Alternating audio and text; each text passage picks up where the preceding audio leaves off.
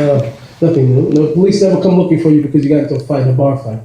So I'm wondering, what is he saying? So he begins to tell me this long story that's drawn out, that I had a gun, and I went shooting, and I was at the club, and it was so detailed, and untrue, but it was very detailed that I got scared. I said, somebody really just wanted this major exaggeration of the story.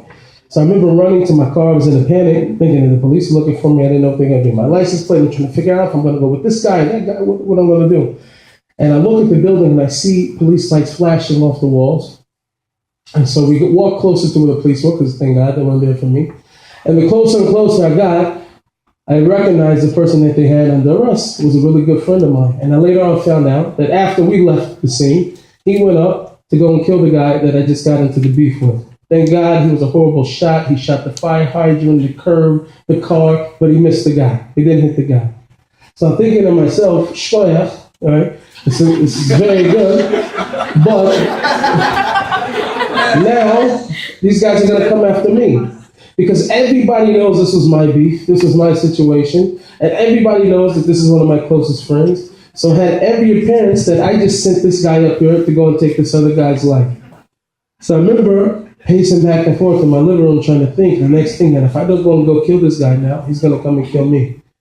So in the midst of these type of situations, God shows a person who you really are.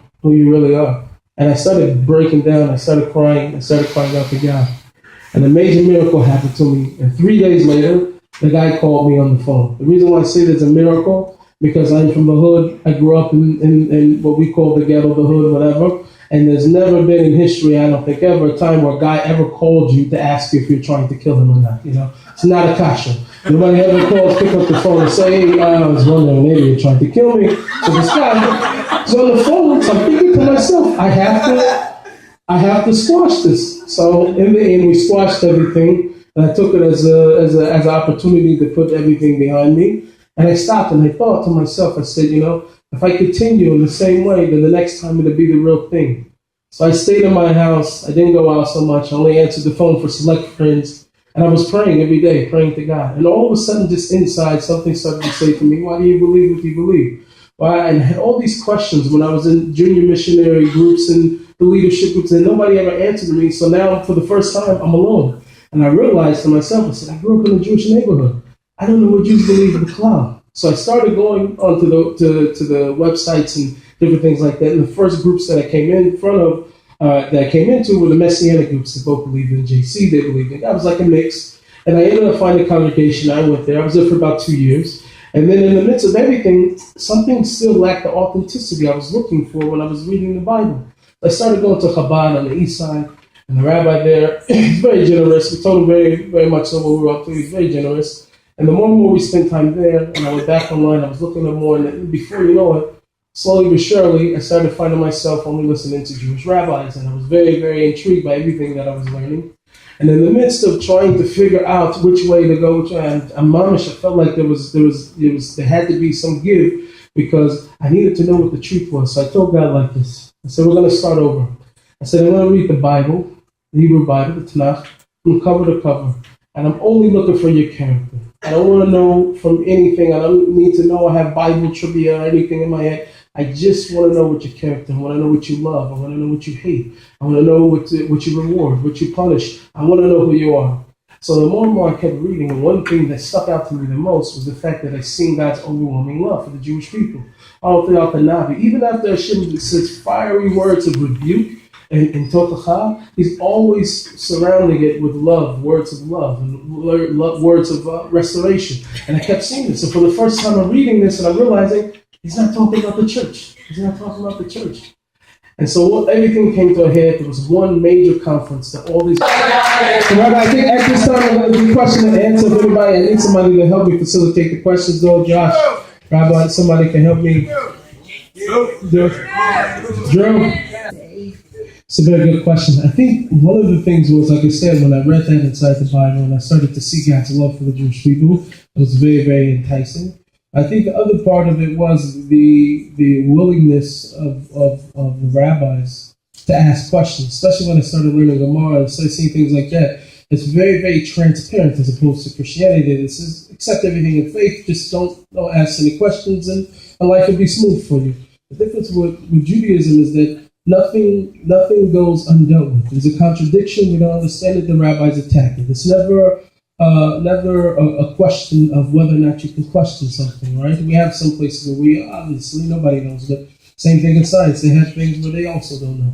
So you don't find that not anywhere, but generally by Christianity, you're not allowed to ask so many questions, and it's not very into anything sacred. So it was a pretty much easy decision based on that. That was one of the things. Other things were things that I couldn't make out with the different contradictions and different things that were there. But that was a whole different story. Yeah, what's another question? Read on. Ja, ja. Wat vraag je? That's the question. Wat vraag? He doesn't need a microphone. Obviously, in this shift of your life, you had role models back then, Right. And then as you kind of learned more and more, you must have had new role models since then. Right. Who's someone that now, with your new persona, which is kind of an interesting mix that you don't really find in our Jewish world? Right. Who do you look up to as a role model in your life? That's a very good question. You know, the truth is for me is like, I think it's just really the rebellion, you know. I'm very close to Rav Shalom Arush. I'm close to my Rebbe, Rav Shmuel Brody from Seattle. Or Weinberger, I take a lot from. Like now I look more to the rebellion for inspiration musically. It's very funny. I haven't listened to non-Jewish music in about 8-9 years, so I'm not very hip into what's going on over there. I mean, musically, today, the younger guys are like Zusha, like Mordechai Shapiro, the younger guys, you know, and MBD, I'm always into MBD, you know, I'm in love with him. Shorty, I listen to.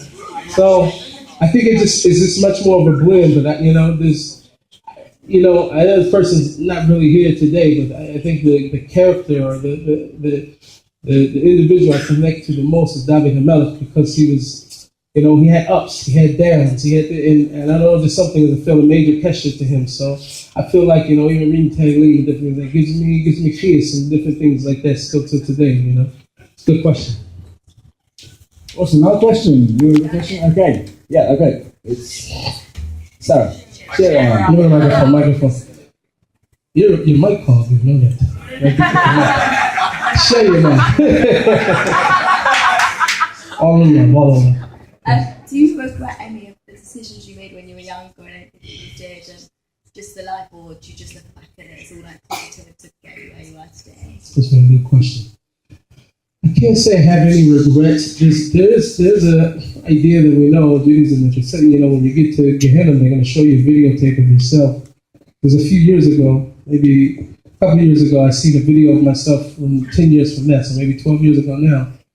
And I remember nobody was around me. I popped in the tape. It was like, you know, I don't know if you guys know what tapes are. I don't know how old you guys are.